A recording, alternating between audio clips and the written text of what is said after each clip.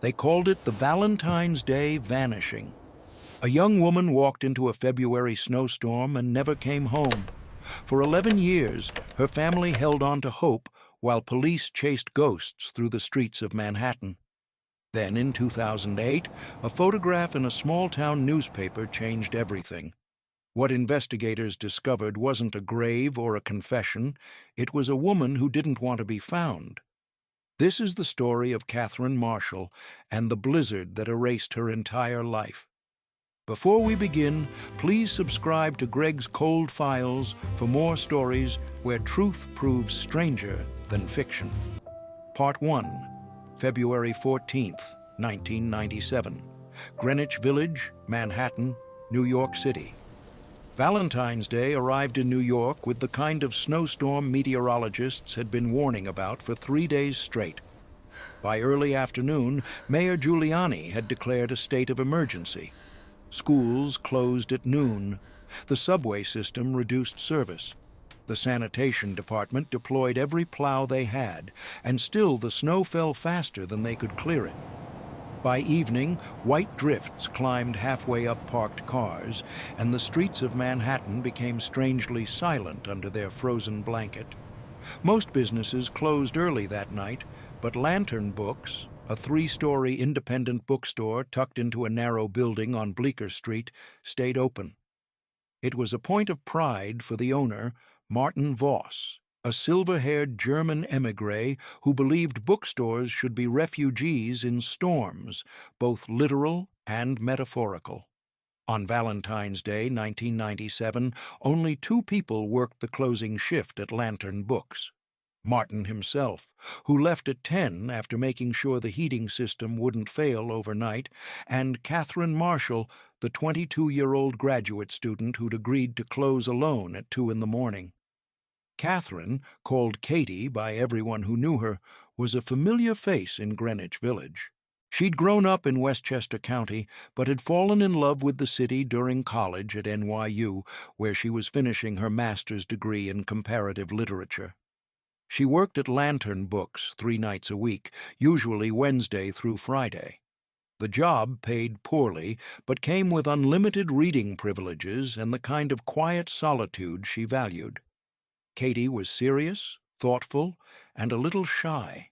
She wore wire-rimmed glasses and kept her dark brown hair in a practical ponytail. Her co-workers described her as someone who lived more comfortably in books than in the chaos of the city. That Valentine's evening, Katie arrived for her shift at 6 o'clock. She wore a thick gray wool coat, black boots, and a red scarf her mother had knitted for her. She carried a thermos of tea, a book she was reading for her thesis on European modernism, and her pager clipped to her belt, though she doubted anyone would call during a blizzard. The store was nearly empty. A few customers wandered in before 8, browsing the poetry section or buying last-minute gifts, but by 9 the streets had emptied completely. This was 1997, before cell phones were common, before anyone could track your location or send a quick text saying, "Home safe." The snow turned the streetlights into glowing halos. Wind rattled the windows. Katie sat behind the front counter, reading and occasionally glancing at the security monitor mounted on the wall behind her. The store had 2 cameras. One pointed at the front door and cash register. The other covered the back storage room where expensive rare editions were kept. Neither camera recorded sound, and both fed into a VHS tape system that overwrote itself every 72 hours unless someone manually saved a tape. It was an old system, installed in 1989, but Martin Voss considered it sufficient for a bookstore that rarely attracted trouble. At 11, Katie called her roommate, Lisa Chen, to let her know she'd be closing late. Lisa, a nursing student at Mount Sinai, was already asleep. Katie left a message on their answering machine. The message, later retrieved by police, was brief and cheerful. She said she'd try to get home by 3 and that she'd left soup in the fridge if Lisa got hungry. Her voice sounded relaxed. There was no indication of stress or fear. Between 11 and midnight, no one entered the store. Katie shelved returned books, updated the inventory log, and vacuumed the main floor. The camera footage, later reviewed frame by NYPD detectives, showed her moving calmly through her closing routine. At midnight, she locked the front door from the inside and flipped the open sign to closed. At 12:30, she counted the cash register and prepared the bank deposit. At 1 o'clock, she turned off most of the lights, leaving only the security lamps near the doors. At 1:45, a figure appeared outside the front door. The camera captured a man in a dark coat and knit cap, his face obscured by the angle and the falling snow. He knocked on the glass. Katie looked up from the counter, hesitated, then walked to the door. The footage showed her speaking to him through the glass. She did not open the door. The exchange lasted about 20 seconds. Then the man stepped back and disappeared from the camera's view. Katie returned to the counter. She wrote something in the logbook. Detectives would later read that entry. It said simply, 1:47 a.m., delivery guy asking about Monday shipment. At 2 o'clock exactly, Katie put on her coat, wrapped her red scarf around her neck, and picked up her canvas bag. She deactivated the alarm system, stepped outside, and locked the door behind her. The camera's last image of Katherine Marshall showed her turning left onto Bleecker Street, walking into the swirling snow. She never arrived home. Katie lived 6 blocks north of the bookstore in a 4th-floor walk-up apartment on McDougal Street. The walk, on a normal night, took 12 minutes. On a night like February 14th, with snowdrifts and icy sidewalks, it might have taken 20.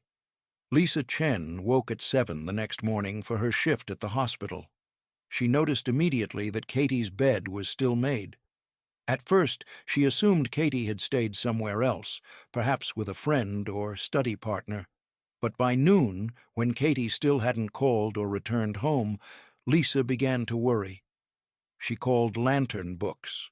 Martin Voss answered. He confirmed that Katie had closed the store on schedule and locked up properly. Everything had been normal. Lisa called Katie's parents in Westchester. They hadn't heard from her. Lisa waited until 2 in the afternoon, then called the NYPD 6th Precinct to report her roommate missing. Officer Raymond Torres took the initial report. He noted that Katherine Marshall, age 22, white female, 5 feet 6 inches, approximately 120 pounds, brown hair, brown eyes, wearing a gray coat and red scarf, had last been seen leaving her workplace at 2 o'clock in the morning during a severe snowstorm. Torres asked the standard questions. Did she have a boyfriend? No. Had she been depressed or mentioned leaving? No. Did she have access to money? Only about $200 in her bank account. Were there any disputes or threats? None that Lisa knew of. Torres filed the report and marked it routine. The truth was, in a city of 7 million people, young adults went missing all the time, and most turned up within 48 hours. But Torres, who had worked in the village for 12 years, felt a small flicker of unease. Katie didn't fit the profile of someone who'd walk away from her life. She was responsible, predictable, and deeply connected to her family. Still, he followed procedure and waited. By Sunday evening, when Katie still hadn't appeared, the case was escalated. Detective Sergeant Paul Hendricks of the Manhattan Special Victims Unit took over the investigation. Hendricks was 48 years old, a careful and methodical investigator who'd worked hundreds of missing persons cases. He immediately requested the security footage from Lantern Books and began interviewing everyone in Katie's life. Katie's parents, Richard and Donna Marshall, drove into the city on Sunday afternoon. They were both teachers, quiet and orderly people who'd raised their only daughter with steady routines and high expectations. Richard was pale and controlled. Donna wept openly in Hendrick's office. Both insisted that Katie would never disappear voluntarily. She called them every Sunday without fail. She was organized and cautious. Something terrible had happened. Hendricks reviewed the security footage with the technical support unit. The tape quality was poor, grainy black-and-white images with significant interference from the storm's electrical disturbance. But the sequence of events was clear. Katie had worked alone. She'd spoken briefly to an unidentified man at the door. She'd left at 2 o'clock and walked north on Bleecker Street. The man who'd knocked on the door never reappeared on camera after that initial contact. On Monday morning, Hendricks and his team canvassed Bleecker Street and the surrounding blocks. The snowstorm had dumped 14 inches on Manhattan, and the plows had pushed massive drifts against buildings. Most physical evidence, if any had existed, was buried or washed away. But 3 blocks north of Lantern Books, in a narrow alley between Bleecker and West 3rd Street, a patrol officer found something that made his stomach drop. It was Katie's red scarf, the one her mother had knitted. It was lying on top of a snowdrift, not buried, as if it had been dropped or discarded recently. The bright red wool stood out against the white snow like a wound. When Hendricks arrived at the scene, he stood over it for a long moment before calling the forensics team. The scarf was damp but intact. There was no blood, no signs of struggle, no other items with it. Just the scarf, alone in the alley. But what disturbed Hendricks most was its position. It wasn't crumpled or tangled, as if Katie had dropped it while struggling or running. It was laid out almost neatly, deliberately, as if someone had placed it there. The alley itself was rarely used, a dead end that led to a locked service entrance for a closed restaurant. There was no reason for Katie to have walked into this alley, unless someone had brought her here. The forensics team photographed the scarf from every angle, measured its distance from the street, checked the surrounding snow for footprints. The storm had covered everything. If there had been prints, they were long gone. The scarf was bagged as evidence. Hendricks ordered a full grid search of the area. Detectives knocked on every door, interviewed every resident, checked every basement and rooftop. They found nothing. No witnesses, no additional evidence, no body. Greenwich Village, normally bustling with late-night pedestrians, had been a ghost town during the storm. The few people who'd been out that night had been moving quickly, heads down, focused on getting home. No one remembered seeing a young woman in a gray coat. When Donna Marshall learned about the scarf, she collapsed. Richard had to hold her up as Hendricks explained what they'd found. "That's her scarf," Donna kept saying. "I made it. That's her scarf. Where is she? Where's my daughter?" Hendricks had no answer. The investigation broadened. Detectives pulled Katie's phone records.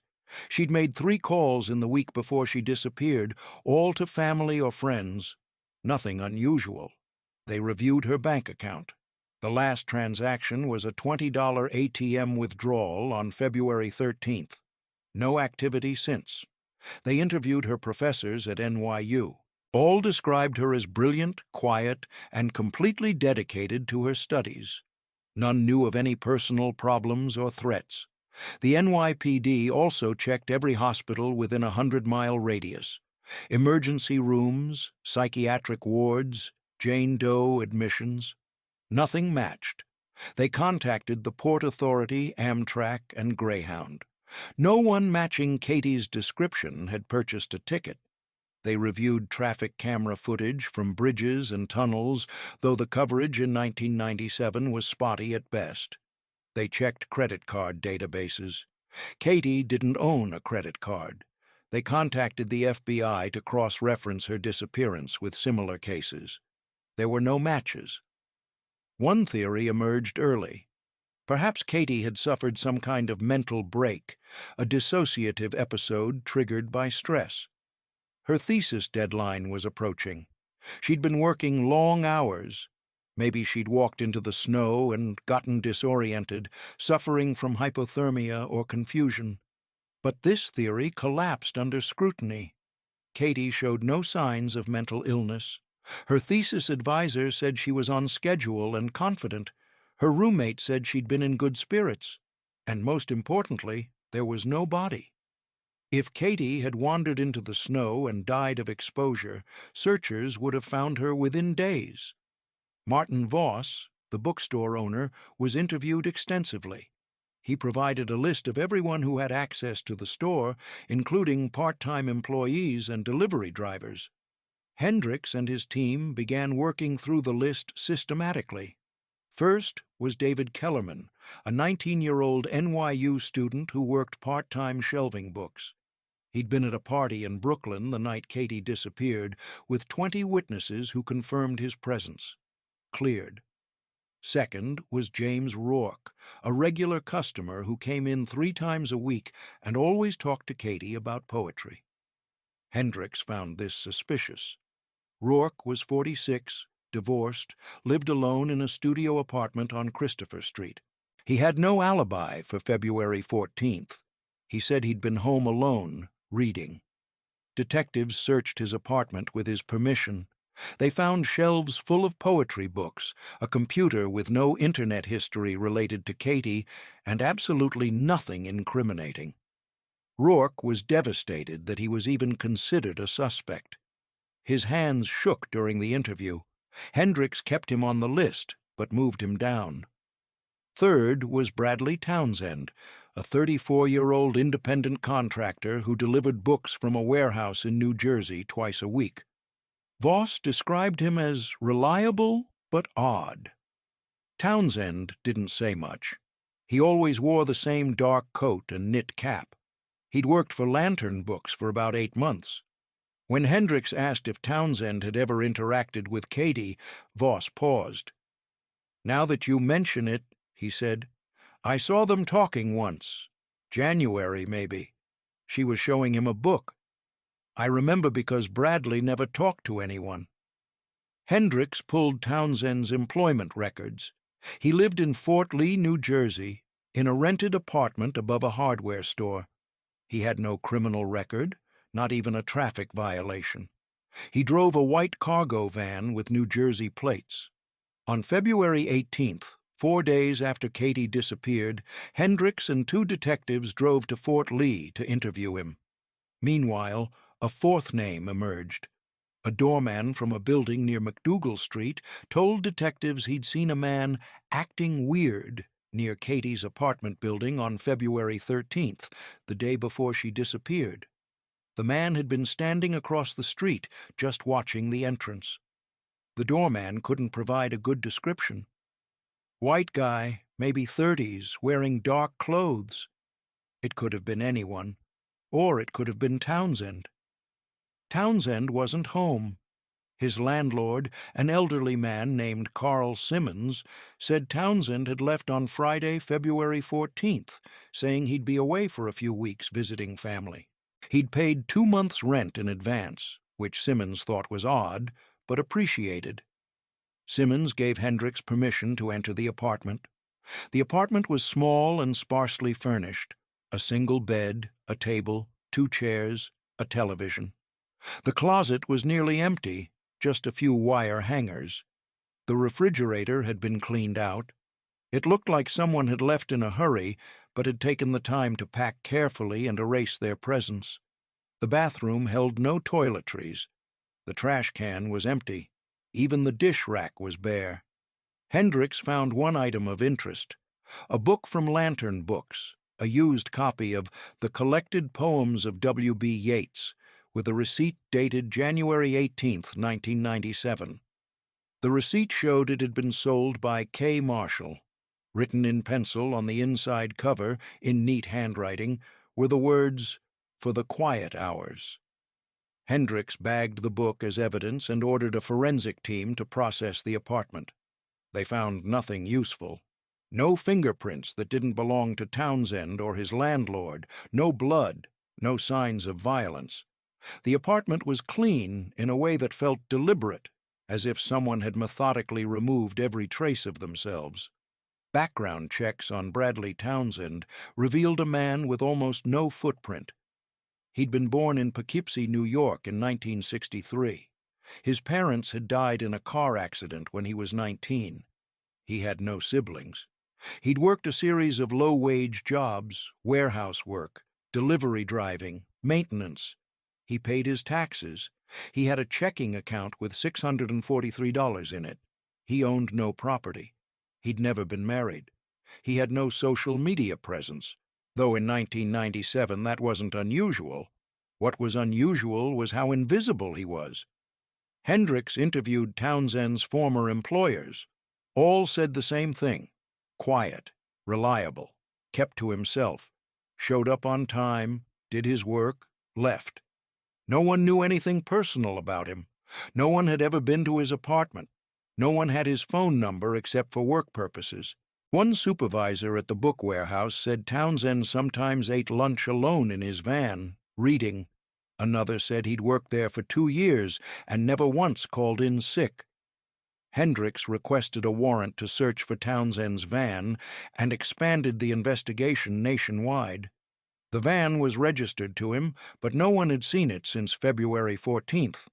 The license plate was entered into every law enforcement database. Border Patrol was notified. Hendricks issued a BOLO, be on the lookout, for Bradley Townsend, white male, 34 years old, approximately 6 feet tall, 170 pounds, brown hair, blue eyes, last seen wearing a dark coat and knit cap. He contacted the book distribution company that employed Townsend.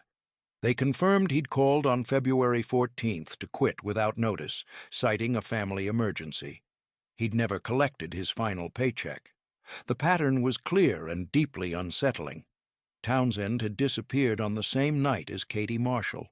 He'd been at the bookstore that night, knocking on the door at 1:47 a.m. He'd quit his job hours later. He'd abandoned his apartment, paying rent in advance to avoid suspicion. He'd cleaned out his living space with the thoroughness of someone who knew investigators would come looking, but without physical evidence, without a body, without witnesses to an actual crime, Hendricks had no grounds for an arrest warrant. He had suspicion, strong suspicion, but suspicion wasn't proof. The New Jersey State Police conducted their own investigation. They searched wooded areas near Fort Lee, checked abandoned buildings, interviewed Townsend's neighbors. No one remembered seeing him with a young woman. No one had heard screams or noticed anything suspicious. His van had been parked on the street on the night of February 13th. By the morning of February 15th, it was gone. The media picked up the story quickly. By late February, Katherine Marshall's disappearance was front-page news in every New York tabloid. The Valentine's Day vanishing became a symbol of the city's dangers, of how quickly a life could be erased. The Post ran with "Valentine's victim" in 3-inch letters. The Daily News published Katie's photograph with the headline, "Where is she?"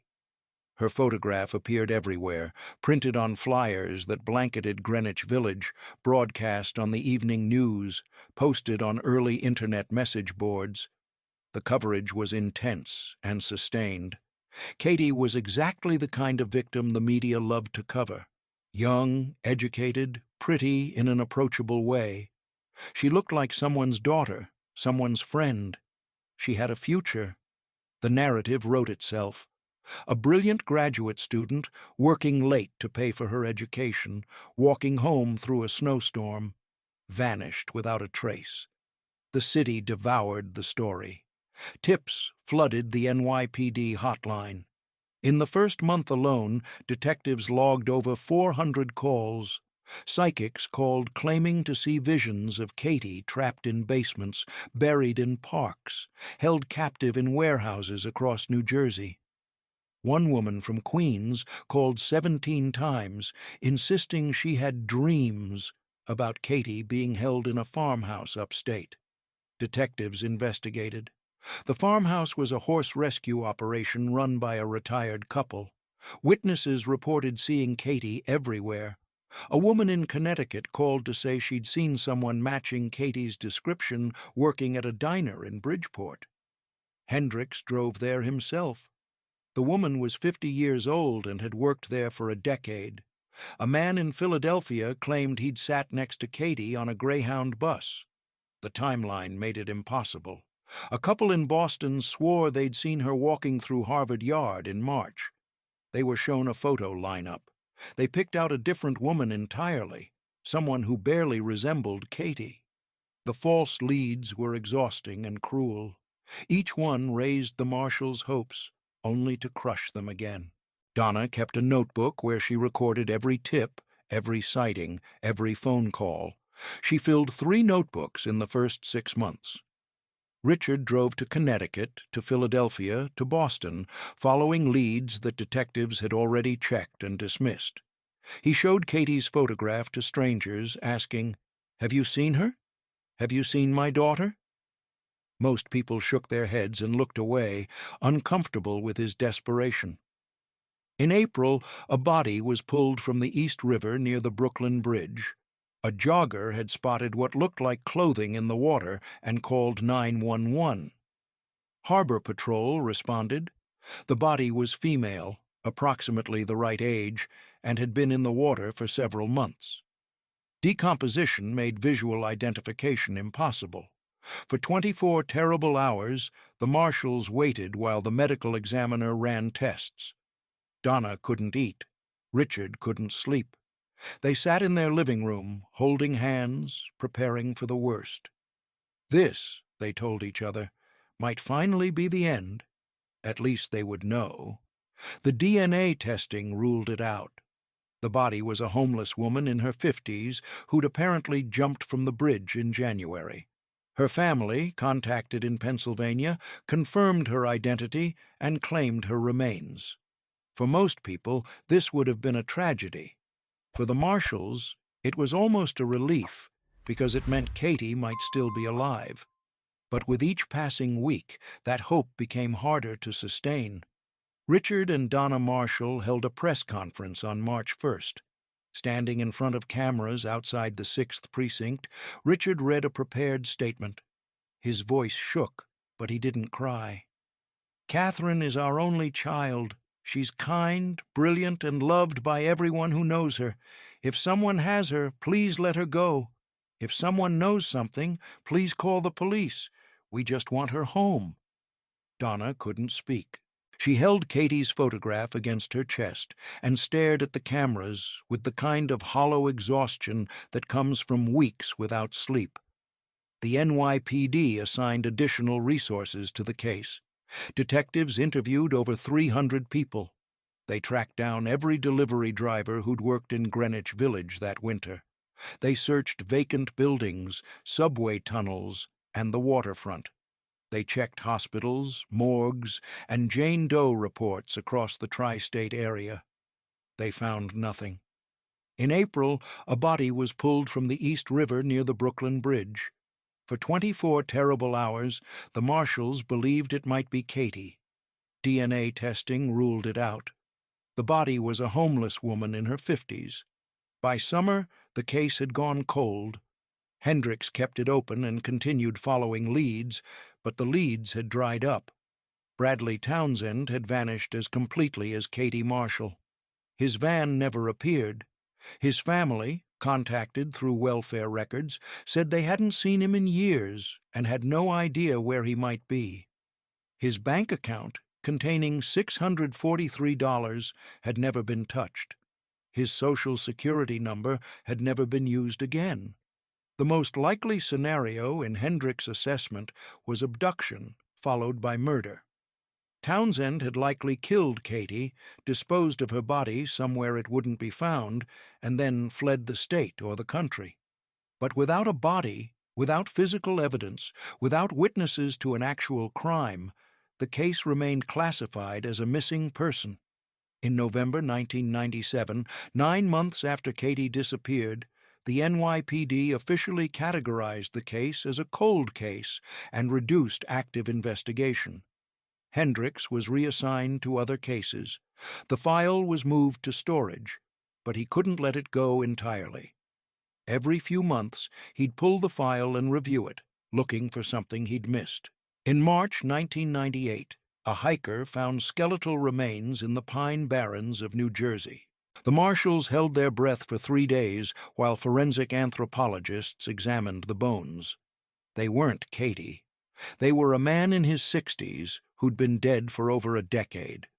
In September 1999, a woman called the NYPD claiming her neighbor in Queens had Katie locked in his basement. A SWAT team raided the house.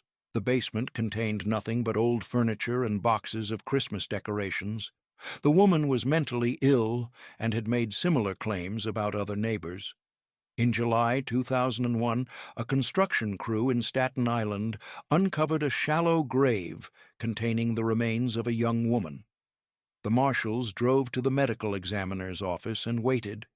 DNA testing took 4 days. It wasn't Katie. It was a runaway from Pennsylvania who'd been killed in 1995. Each false alarm reopened the wound. Each time, Donna allowed herself to hope that it would finally be over, that they would at least have closure. And each time, the hope was crushed. After the Staten Island incident, Donna told Richard she couldn't do it anymore. She couldn't keep waiting for phone calls that brought nothing but more pain. She asked Hendricks not to contact them unless he was absolutely certain he'd found Katie. Hendricks agreed, though it broke his heart. For Richard and Donna Marshall, the years that followed were a slow descent into permanent grief. They never moved from their house in Westchester.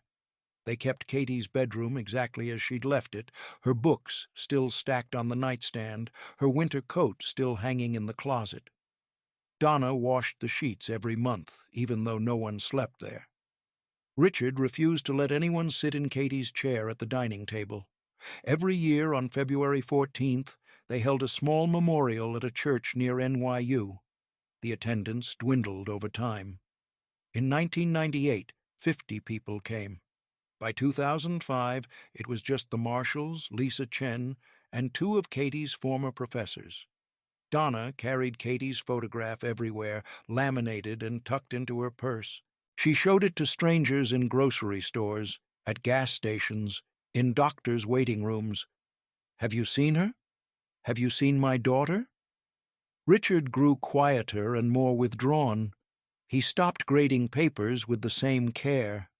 His colleagues at the high school noticed he'd begun staring out windows during faculty meetings. He took early retirement in 2001. After that, he spent most of his time in his study, researching missing persons cases online, reading about forensic advances, writing letters to cold case units across the country. He filled notebooks with theories, timelines, possible scenarios. None of them brought Katie back. They joined support groups for families of missing persons. They met other parents whose children had vanished, and they learned that the worst part wasn't not knowing. It was the permanence of not knowing. Some families got closure, good or bad. Bodies were found. Confessions were made.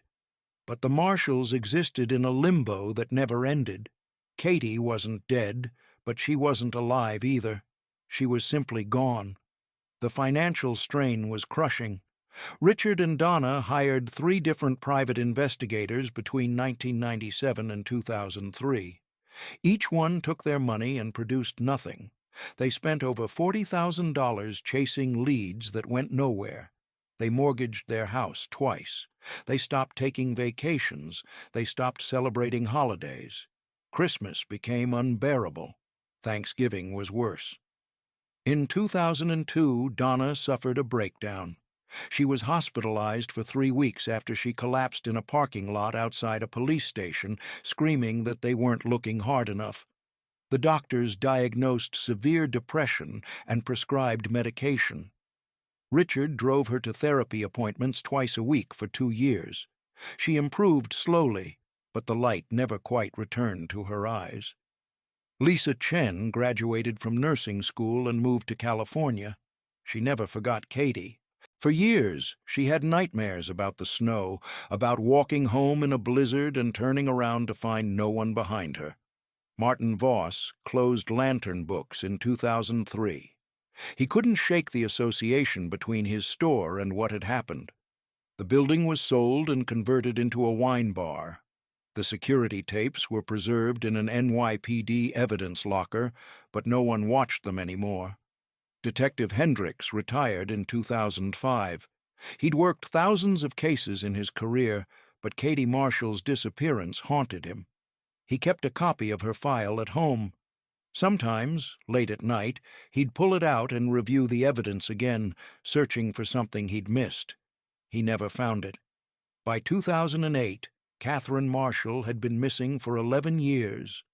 The case file sat in a storage room in Lower Manhattan, 3 boxes of reports and photographs that no one looked at anymore. In the database of unsolved crimes, her entry was brief. White female, 22 years old, last seen February 14, 1997, Greenwich Village. Status: missing, presumed deceased. But Katherine Marshall wasn't dead. She was alive, living under a different name, in a small town on the opposite coast. And in August 2008, someone was about to recognize her. Part 2. August 12, 2008. Port Townsend, Washington. Port Townsend sits at the northeastern tip of the Olympic Peninsula, a Victorian seaport town with a population of just under 9,000. It's the kind of place people move to when they want to disappear from the noise of bigger cities, a place where everyone knows everyone, where the biggest employer is the paper mill, and where the most exciting event of the year is the Wooden Boat Festival. Jenna Reed had moved to Port Townsend in July 2008, following her husband's job transfer to the Coast Guard station. She was 33 years old, a freelance graphic designer who could work from anywhere. Port Townsend seemed like a good place to slow down, to raise kids eventually, to live a simpler life. It was about as far from New York City as you could get, both geographically and culturally. On August 12th, Jenna walked into the town's small public library to apply for a library card. She'd been in Port Townsend for 6 weeks and hadn't yet explored the library, which occupied a charming brick building on Lawrence Street, built in 1913. Inside, it smelled like old books and furniture polish. The circulation desk was staffed by a woman in her early 30s with dark brown hair pulled back in a loose bun, wire-rimmed glasses, and a friendly smile. "Hi, I'd like to get a library card," Jenna said. "Of course. Just need to fill out this form." The woman handed her a clipboard. Her name tag read, "Sarah Collins, Head Librarian." Jenna filled out the form and handed it back. Sarah typed the information into the computer, efficient and professional. As she worked, Jenna studied her face. There was something familiar about her, something that nagged at the edges of Jenna's memory. The shape of her face, the way she pushed her glasses up her nose, the slight shy smile. "You're all set," Sarah said, handing Jenna her new library card. "Welcome to Port Townsend. Let me know if you need help finding anything." "Thanks," Jenna said. She walked to the fiction section, but her mind was elsewhere. Where had she seen that face before? It was driving her crazy. She browsed the shelves for 20 minutes, not really seeing the books, just trying to place that woman's features. Then it hit her. Lantern books, Greenwich Village, 1997. The realization was so sudden and so certain that Jenna actually gasped out loud. She looked back toward the circulation desk. Sarah Collins was helping an elderly man check out books, laughing at something he'd said. But Jenna wasn't seeing Sarah Collins anymore. She was seeing Katherine Marshall, Katie, the quiet graduate student who'd worked the evening shifts, the woman who'd disappeared on Valentine's Day during a blizzard. Jenna had worked at Lantern Books, too, part-time, during her junior year at NYU. She'd graduated in December 1996 and moved to Boston for a job. She'd heard about Katie's disappearance from Martin Voss, who'd called her in March 1997 to see if she knew anything. Jenna had been devastated. She and Katie hadn't been close friends, but they'd worked together for 6 months, talking during slow shifts about books and city life and their plans for the future. And now, 11 years later, Katie was standing 30 feet away, checking out books and smiling, very much alive. Jenna's hands were shaking.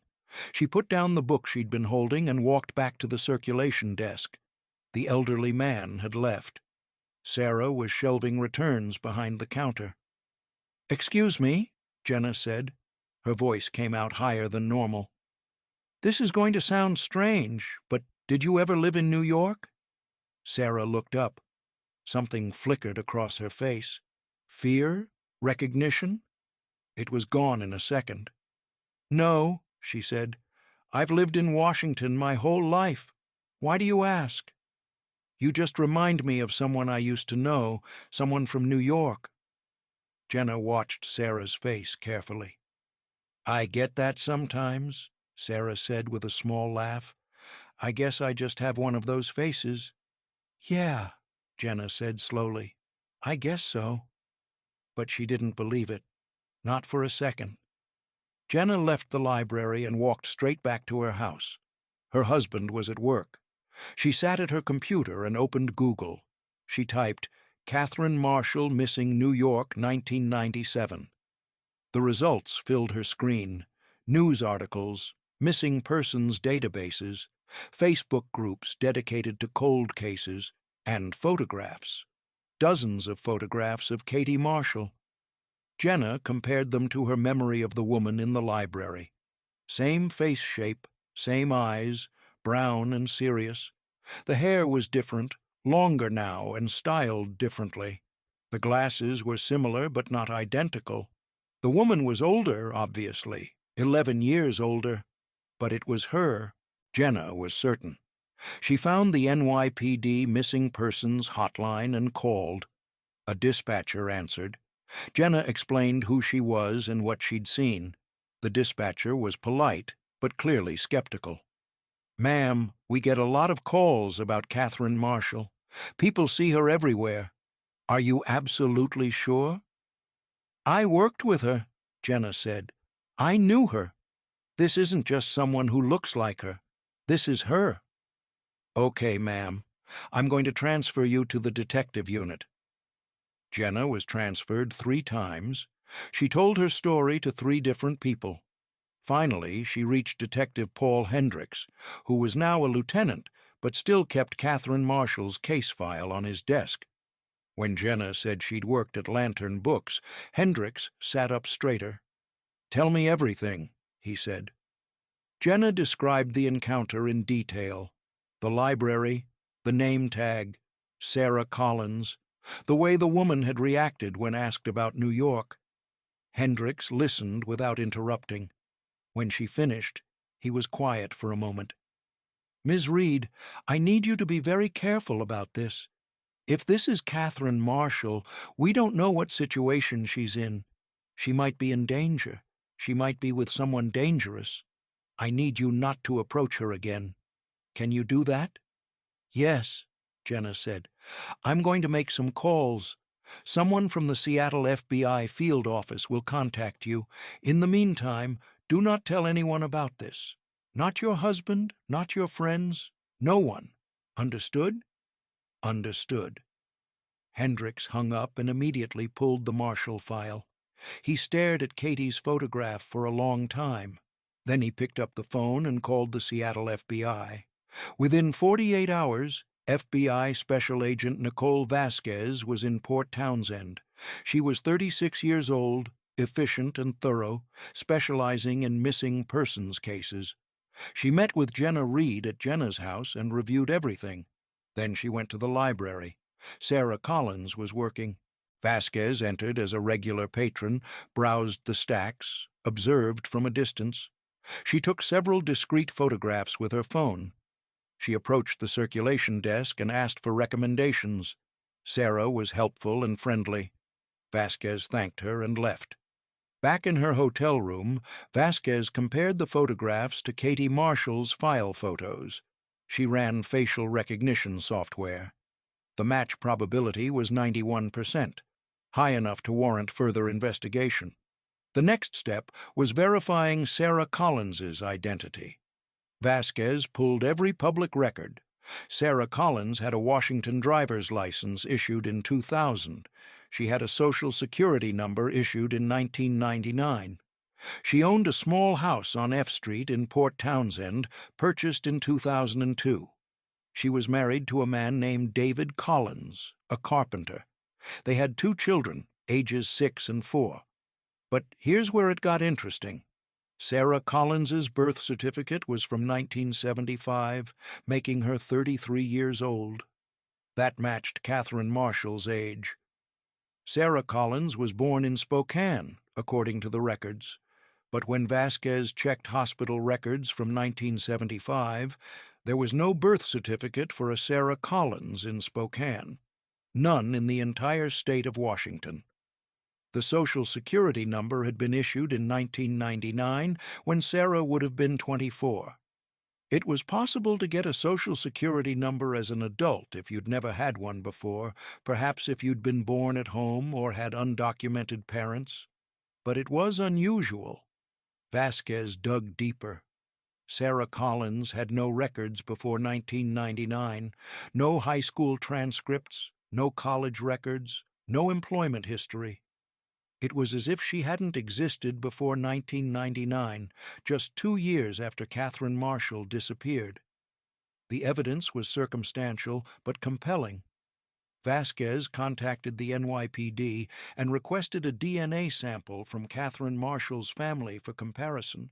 She also requested surveillance on Sarah Collins's home and workplace. This was delicate. If Sarah was Katie, and if she'd been held against her will, approaching her directly could endanger her or cause her captor to flee or harm her. But if she'd gone voluntarily, if she'd created a new identity deliberately, they needed to understand why before revealing themselves. For 1 week, FBI agents watched Sarah Collins. She followed the same routine every day: wake at 6, make breakfast for her family, drive the kids to school, work at the library from 9 to 5, pick up the kids, make dinner, help with homework, bedtime routine. She seemed happy. She smiled often. She was affectionate with her children.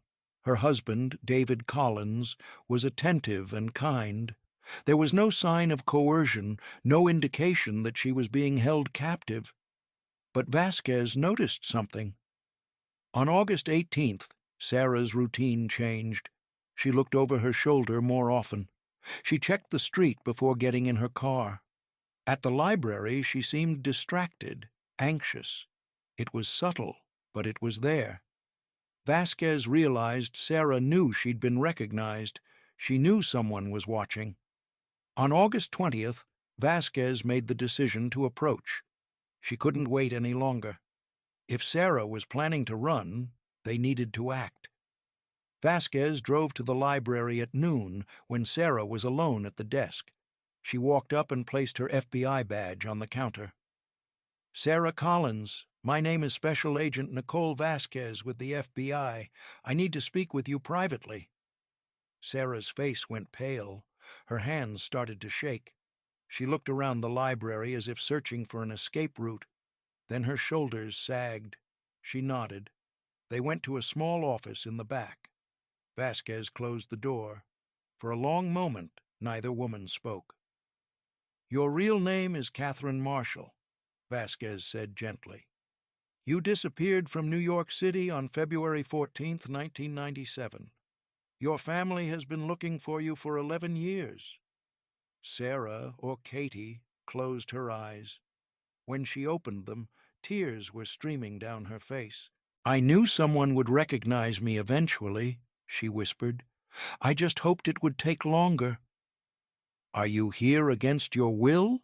Vasquez asked. "Are you in danger?" "No," Katie said. "Not anymore." "I need you to tell me what happened. All of it." And so Katherine Marshall, who'd been Sarah Collins for 9 years, told her story. It started exactly the way the police had theorized. Bradley Townsend had been obsessed with her. He'd watched her at the bookstore for months, learning her schedule, her routes, her habits. He'd bought books just to have an excuse to talk to her. On Valentine's night, he'd followed her home in his van. When she walked past the alley, he'd grabbed her from behind, covered her mouth, and dragged her into the darkness. He'd had a van parked at the other end of the alley. He'd injected her with something, she didn't know what, and she'd lost consciousness.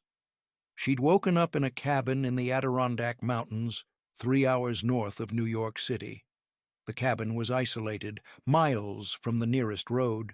Townsend had prepared it carefully. The windows were boarded. The door was reinforced. There was a wood stove for heat, a well for water, supplies for months. For the first 6 months, Katie was a prisoner. Townsend kept her chained to a radiator during the day while he was gone. He unchained her at night, but there was nowhere to run. He'd disabled her ability to escape. He never hurt her physically. He never assaulted her sexually. He just wanted her there, wanted her company. He talked to her for hours about books, about philosophy, about his lonely life. He was delusional, convinced that they had a connection, that she would eventually understand that he'd saved her from a meaningless existence.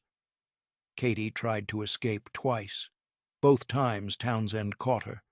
The second time, he'd wept, told her she was breaking his heart, told her he only wanted to make her happy. She realized then that fighting would only make things worse. So she stopped fighting. She talked to him. She listened. She pretended to care. It was survival. And slowly, over months, something strange happened. She began to believe her own performance. It's called Stockholm Syndrome, though Katie didn't know the term at the time. She started to see Townsend not as her captor, but as someone who, in his twisted way, loved her. The isolation warped her perspective. There was no one else, just him, just the cabin, just the books he brought her and the conversations they had. After 18 months, Townsend unchained her permanently. She could have tried to leave then, but she didn't. Where would she go? Back to the world that had forgotten her? Back to the life that felt like a distant dream? In 1999, Townsend proposed that they start over. He had money saved. They could move somewhere far away, create new identities, live as a normal couple. The cabin had been a mistake, he said. He understood that now. He wanted to give her a real life. Katie agreed. Not because she loved him, not really, but because she couldn't imagine any other option. They drove to Washington State. Townsend knew someone who created false documents. They became David and Sarah Collins. David got work as a carpenter. Sarah got her library degree online and found work in Port Townsend. In 2002, they bought a house. In 2003, Sarah gave birth to their first child. "I know how this sounds," Katie said to Vasquez, her voice breaking. "I know it doesn't make sense, but I built a life here. I have children. They don't know any of this. David, he's not Bradley anymore. He hasn't been that person for years. He's a good father. He's kind. He goes to work every day and coaches Little League and volunteers at the food bank." "He kidnapped you," Vasquez said. "I know." "He held you prisoner for 18 months. "I know." "And you married him." Katie looked down at her hands. "I survived him, and then I couldn't leave him. Does that make sense?" "No," Vasquez said honestly, "but I've seen it before." "What happens now?" "I need to call the NYPD. They'll want to interview you. Your family will want to see you." "My family," Katie whispered. "God, my parents. They must hate me." "They've been looking for you for 11 years. They never stopped believing you were alive." Katie buried her face in her hands and sobbed. On August 21, 2008, FBI agents arrested David Collins, formerly Bradley Townsend, at his workplace. He didn't resist. He'd known this day would come. He was charged with kidnapping, unlawful imprisonment, and interstate flight to avoid prosecution. The arrest made national news. The Valentine's Day vanishing had been solved, but not in the way anyone expected. Richard and Donna Marshall flew to Seattle the next day. They met Katie at the FBI field office with Agent Vasquez present. The reunion was not what anyone hoped it would be. Donna rushed forward to embrace her daughter. Katie stiffened but allowed it. Richard stood back, staring at her as if she were a stranger. In many ways, she was. "We thought you were dead," Donna said, weeping. "We thought we'd lost you forever." "I'm sorry," Katie said. "I'm so sorry." But she couldn't explain. How could she explain 11 years? How could she explain that she'd chosen, at some point, to stay? That she'd built a life with her kidnapper? That she had children with him? The conversation was stilted and painful. Katie asked about their lives. Donna talked about the memorials they'd held, the private investigators they'd hired, the years of not knowing. Richard said almost nothing. He looked at his daughter with a mixture of relief and something darker. Betrayal, maybe, or incomprehension. "Why didn't you call?" he finally asked. "Once he unchained you, once you could move freely, why didn't you call the police?" "I don't know," Katie said. "I wish I had an answer that would make sense to you, but I don't." The Marshalls stayed in Seattle for 3 days. They met Katie's children, Emma, age 6, and Lucas, age 4. Beautiful kids who looked like Katie. Kids who didn't understand why their mother was crying all the time or why strange people kept asking her questions. Donna tried to connect with her grandchildren. Richard couldn't. He looked at them and saw Bradley Townsend. On the 4th day, the Marshalls flew back to New York. They told reporters they were grateful their daughter was alive but requested privacy. They didn't mention that Katie had told them she wasn't coming back to New York, that her life was in Washington now, that she couldn't abandon her children. The legal proceedings were complex. Bradley Townsend pleaded guilty to kidnapping and received a 25-year sentence. At the sentencing hearing, Katie testified on his behalf, asking for leniency, explaining that he'd changed, that he'd become a different person. The judge was unmoved. "Mr. Townsend," the judge said, "you stole 11 years from Katherine Marshall's family. You stole her freedom. You stole her identity. The fact that she has developed feelings for you is not a testament to your character. It's a testament to the psychological damage you inflicted." Townsend was sent to a federal prison in California. Katie visited him twice in the first year. Then she stopped. She kept the name Sarah Collins. She kept her children. She kept her job at the library. She saw a therapist 3 times a week. She called her parents once a month, though the conversations were always awkward and painful. Donna flew out to visit every few months. Richard came once, in 2010, and never came again. In 2013, Katie legally changed her name back to Katherine Marshall. Not because she wanted to reclaim her old life, but because she wanted her children to know the truth. She told them everything when Emma was 12 and Lucas was 10. They handled it better than she expected, maybe because they were young enough to still see her as simply Mom, regardless of the past. In 2015, Detective Paul Hendricks, now retired, flew to Port Townsend to meet Katie. He'd carried her case with him for 18 years. He needed to see for himself that she was real, that she was alive. They met at a coffee shop. Hendricks was 66 years old, gray-haired and tired.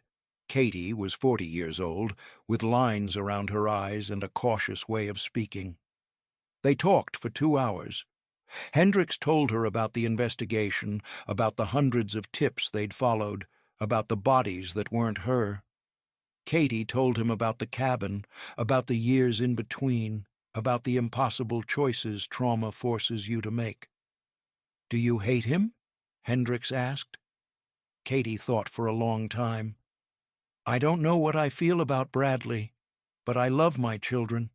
They wouldn't exist without him. So where does that leave me?" "I don't know," Hendricks said. I've been a detective for 40 years, and I still don't understand how people survive the things they survive."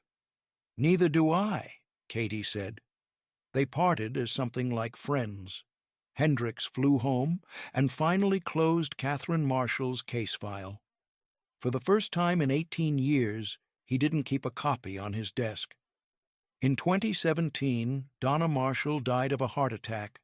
Katie flew to New York for the funeral. She saw relatives she hadn't seen in 20 years. Some embraced her. Others kept their distance. She gave a eulogy about her mother's kindness and strength. She didn't mention the 11 years of absence. Richard Marshall lived until 2020. He died during the COVID pandemic, alone in a hospital in Westchester. Katie couldn't fly out because of travel restrictions. She watched his funeral on Zoom. She wept for the father she'd lost twice, once when she disappeared, and once when she came back. Today, Katherine Marshall still lives in Port Townsend. She's 50 years old. Emma is 22, studying social work. Lucas is 20, working as a paramedic. Both of them have complicated relationships with their father, who's scheduled for release in 2033. Katie doesn't know if she'll see him again. She still works at the library. She still loves books. She's remarried now to a kind man named Thomas, who knows her whole story and loves her anyway.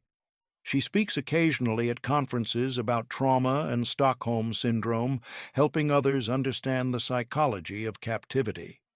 When people ask her what happened to Katherine Marshall, the girl who disappeared in the snow, she has a complicated answer. "That girl died in 1997, she says. "I'm what came after." And maybe that's the truest ending to the story. Not a rescue, not a triumphant return, just survival and the long, difficult work of building a life from the pieces trauma left behind. The case of Katherine Marshall remains one of the most psychologically complex missing persons cases in New York history. It raises questions about agency, identity, and the nature of victimhood that don't have easy answers. It reminds us that not every cold case has a satisfying resolution, and that sometimes the person who comes back isn't the same person who left. In the end, Katie survived. And that's something, even if it's not everything.